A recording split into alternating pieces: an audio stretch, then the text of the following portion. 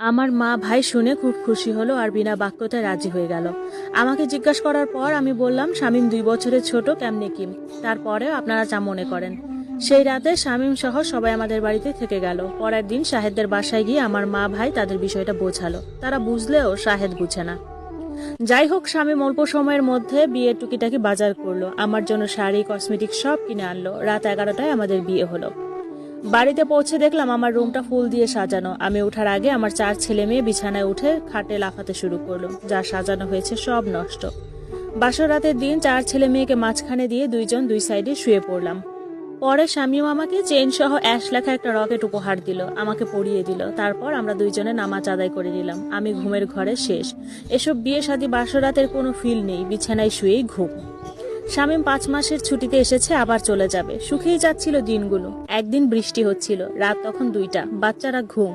আমি উঠে একটু চা খাচ্ছিলাম। শামীম কি মনে করে জানো আমাকে কোলে তুলে নেয়। বিবাহিত জীবনে এই প্রথম তার ছোঁয়া। শামীম আমাকে পাশে একটা রুমে নিয়ে গেল, তারপর খুব কাছে আসতে লাগলো। আজ বহু বছর পর কোনো পুরুষের ছোঁয়া পাচ্ছি। শামীমও তাই। দুইজনেই উন্মাদের মতো দুইজনের মধ্যে হারিয়ে গেলাম।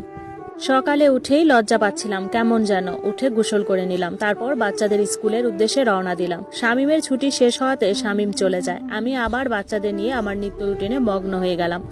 শামীম চলে যাওয়ার পর থেকে আমরা সবাই তাকে খুব মিস করছি, বাচ্চাগুলোও। শামীমও কাজের ফাঁকে ফাঁকে সময় পেলে ভিডিও কল দেয়। ওরা ঘুমালে শামীমের সাথে কথা বলতে পারি না তেমন, কারণ তখন আমার নিজেরই অনেক ঘুম পায়, তাই ঘুমিয়ে যাই। শামীম বিষয়টা নিয়ে কিছু না বলেও তার কথাবার্তায় বুঝতে পারি।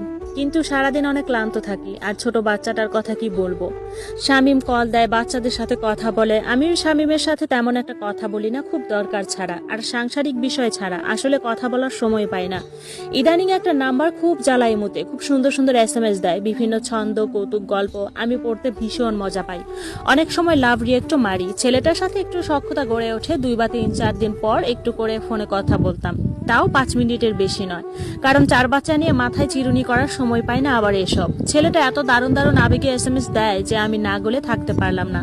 তবে ছেলেটাকে ছোট ভাই বলতাম।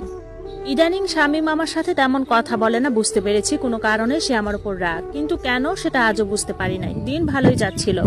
দেখতে দেখতে 3টা বছর কেটে যায়। আমার বাচ্চাগুলো বড় হয়। 3 বছর শামীম আমার সাথে কথা বলেনি। ভিডিও কল দিত, দিনে 3 বার। বাচ্চাদের দেখতো, আমাকে দেখতো, কিন্তু কথা বলতো না। এই 3 বছরে ছেলেটার সাথে অনেক ভালো সখ্যতা হয়ে যায়। আমার বাচ্চারাও তার সাথে কথা বলতো। 3 বছর পর হঠাৎ এক দুপুরবেলায় শামীম বাসায় এসে হাজির। আমি মাছ কাটছিলাম। শামীমকে দেখে বাচ্চারা চিৎকার চেঁচামেচি শুরু করে বাবা বাবা বলে। আমি গিয়ে সালাম দিলাম। আমার সাথে একটুও কথা বললো না। মেয়েকে বলল, তোমার মারে বলো ভাত দিতে। আমি বাসায় যা ছিল তাই দিয়ে ভাত দিলাম। সে